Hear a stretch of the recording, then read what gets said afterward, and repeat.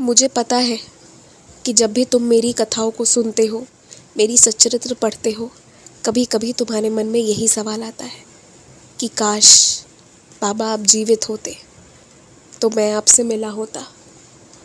लेकिन पता है क्या, अब जिस रूप में तुम मेरी पूजा करते हो उसकी बात ही निराली है।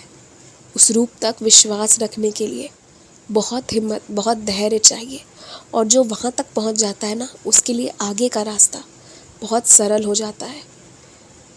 तो सौभाग्यशाली तो तुम थे ही, पर उस सौभाग्य को तुम अपने कर्मों से और जल्दी पा रहे हो। रही मेरी बात, तो मैं कहीं गया ही नहीं। हाँ, मेरी शरीर की बात करोगे तो ये ज़रूर है कि मैंने शरीर त्याग करा है, पर मैंने अपने भक्तों को कभी त्याग नहीं किया है। मेरे बच्चे जब भी मुझे पुकारते हैं, मैं उनके पास रहता हूँ। ये तुमने भी हमेशा अनुभव किया है। आज मैं ना तुमसे भी एक त्याग चाहता हूँ। मैं ये चाहता हूँ कि आज तुम भी कुछ छोड़ो। मैं तुम्हारी प्रिय चीज़ छोड़ने नहीं कह रहा, या वो चीज़ें जिसमें तुम्हें रुचि है वो छोड़ने नहीं कह रहा, पर कोई ऐसी चीज़ का आज त्याग करो जो तुम्हें पता है कि तुम्हारे साथ है, चिपकी हुई है, तुम्हारे ज़िंदगी में है, पर वो तुम्हारे साथ रहकर तुम्हारा ही नुकसान कर रही है।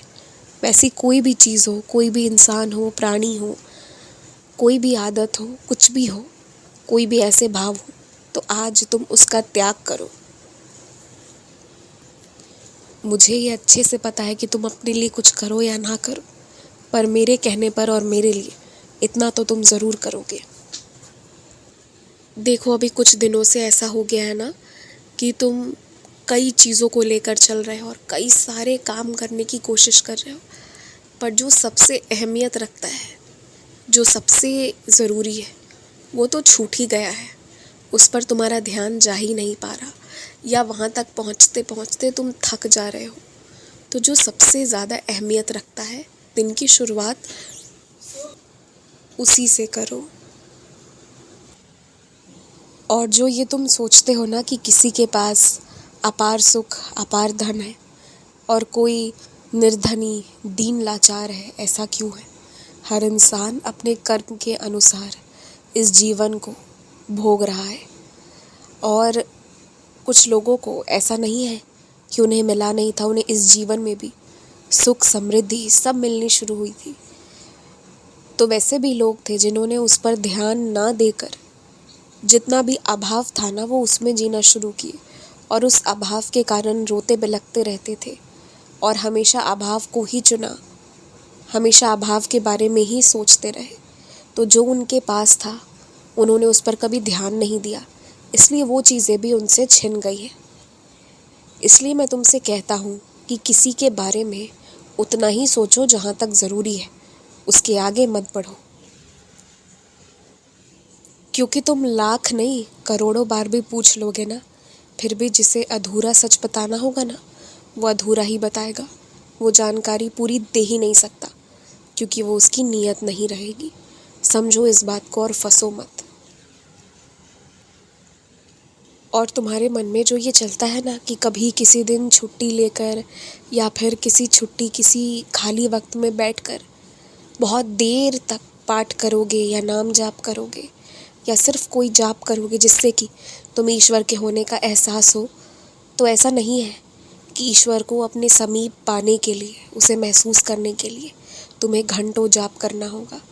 अगर पूरे हृदय से थोड़ी देर भी करोगे तो तुम्हें अनुभूति ज़रूर मिलेगी। ईश्वर को पाना इतना मुश्किल भी नहीं है। वो तो बहुत प्यार करते हैं, और वो तो चाहते ही हैं कि उनके बच्चे उनका नाम ले, उनको पुकारे, और वो उन पर जल्द से जल्द कृपा भी बरसाना चाहते हैं।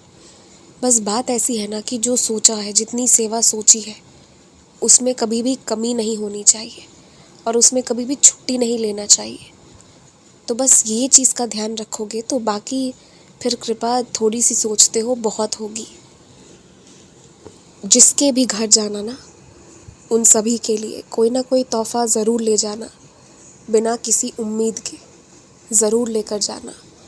और जो भी तुमने सोचा है कि जितने भी कीमत में तुम खरीदोगे, तो उस कीमत में जो सबसे बेहतर चीज़ मिले ना, वही लेकर जाना।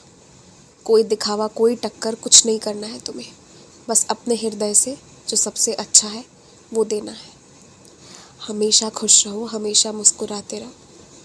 तुम्हारे आस पास, हाथ पर, दीवार पर, कई जगहों पर घड़ी है ना, वो सिर्फ यूं ही नहीं है।